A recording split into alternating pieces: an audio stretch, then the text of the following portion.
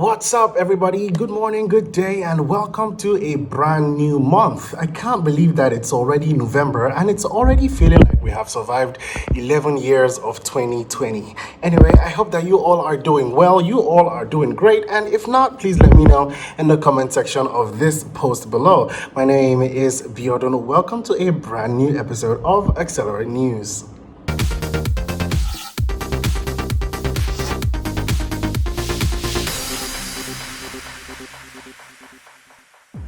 Wow, I wonder how many curfews we have lived through this last month alone. Let's hope that this last one was definitely the last we're going to be hearing of in 2020. Now, Governor Babajide Sanwo-Olu has officially lifted the curfew that was imposed on Lagos State after the hijack of the peaceful #EndSARS protest with immediate effect. Now, this comes 24 hours after he relaxed the curfew from 10 p.m. to 6 a.m. Meanwhile, the 12 a.m. to 4 a.m. curfew imposed by the Presidential Task Force to curb the spread of the pandemic still remain. Now, this was contained in a statement which was delivered last night by the Commissioner for Information and Strategy, Mr. Omotosho. I mean, we still have our national curfew, but now we hope that we have enough time to get home because that traffic on Friday night in Lekki, you know what? Those of you who know what I'm talking about definitely understand and can relate right now. If you guys recall, an 18-year-old student of the Ambrose Ali University AAU was reportedly kidnapped on her way to Kogi State on Monday, October the 26th, and her abductors were asking for 100 million naira. Well, the student, identified as Adebayo Oluwatomi Oyiza, was a 200-level human nutrition and dietetics student of AAU. Now, the good news is that she has been found, but news reports and investigations suggest that the kidnap was faked by her own self. Now, I mean that the tables have definitely turned on this one, and Adebayo Oyiza, shortly after resurfacing on social media, took to Facebook to share an update on how she was feeling. It was also mentioned that she attempted to debunk her own kidnap story. In her post earlier, she said that she is beyond grateful for those who helped her, and although she did not come the right way, it doesn't mean that she faked her own kidnapped. And she also went on to explain how she was feeling and how she was also released without any ransom, stating the kidnappers also had, income from other people that they had kidnapped that day.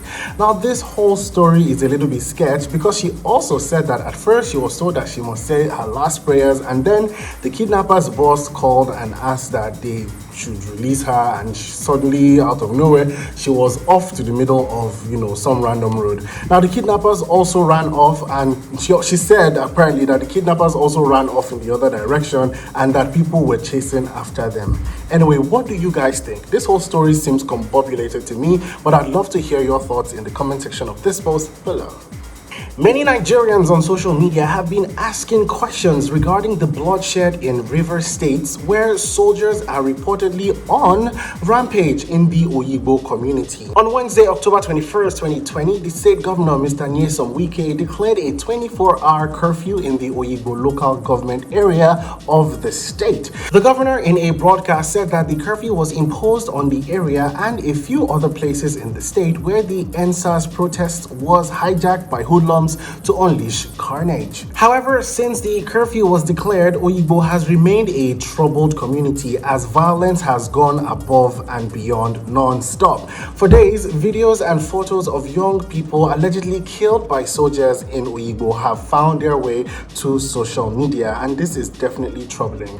While the state government and the Nigerian army accused of killing the youths in Rivers State have yet to issue any statements on the issue, the Nigerians have taken to Twitter to ask questions while condemning the killings. Whether it is, at this point, right, whether it is Onisha, Lekki, Oyigbo, we as Nigerians need to show support and concern and bring these killings to justice. Let's just end all of this brutality that is happening in our nation right now.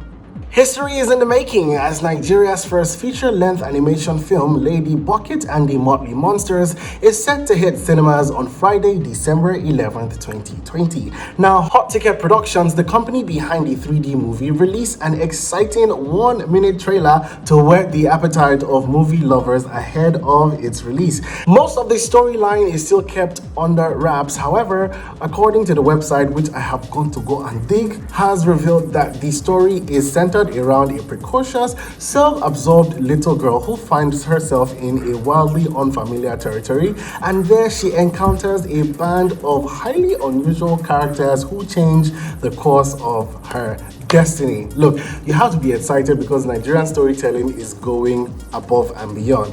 Now, the movie boasts of industry heavyweights such as Patrick Doyle, Bimbo Akintola, Bola Edwards, and many others. Now, from a global pandemic, civil unrest, and economic challenges, we have had enough to deal with. So, seeing a fun-filled movie towards the end of the year definitely comes at a right time. Just like Timaya did to document the OD massacre on his hit song Dem Mama off his debut album True Story, Burna Boy is now documenting a grim moment in Nigeria's history. In the early hours of October 23rd, 2020, Nigerian superstar Burna Boy teased a song tentatively titled 2010-2020. The song is dedicated to the dark events which took place on October 20th, 2020 at the Lekki tollgate, which is a day we're all going to remember for the rest of our lives. Now, here's the truth. While the Nigerian government still ignores any semblance of responsibility for what went down, we shall never forget. Now, most of you have probably done this already, but I just love to say it again. Made in Lagos is finally here. I repeat, Wizkid's Made in Lagos album is finally here. Now, after much postponement to show respect for the activists protesting police brutality in all through October in the hashtag EndSARS movement, Wizkid has finally dropped his highly anticipated project. Now, the 14-track album features contributions from the likes of Burna Boy, Skepta, Damian Marley, Ella Mai, Her, that is Her, and many more. So for those of you who haven't listened, even Bukola Saraki tweeted about it the other day, make sure you head on over, download, stream, and listen to it on all your favorite platforms. The song is just like a very feel-good morning stretch, if I do say so myself. It's very refreshing, and the album is everything. Pure gold. If you haven't listened to it, please make sure you go and do so right now. And that's it for today on Accelerate News. Now make sure you visit the Accelerate TV's YouTube channel or the website at acceleratetv.com to catch up with our latest docu-series titled Streets of Lagos. Now, in this new episode, we meet up with a group of talented boys called the Critics. Now, from making movies on their phone, actually their Nokia phones to be precise, to using a techno, this episode shows us just how their story has evolved and how everything started, what kind of movies they are working on. You can also catch up on all the latest by just binge watching the episode. Now, you can also catch up on the new episode of Yellow Wall. Now, this time, Tamara asks Nigeria what happens now, and she also talks about the different ways that you can contribute to building a more democratic country. Remember to always wear your face masks, people. We are still in the middle of a pandemic. Take your vitamins and stay hydrated. My name is Biodun, and this has been another episode of Accelerate News. Sorosoke, everybody.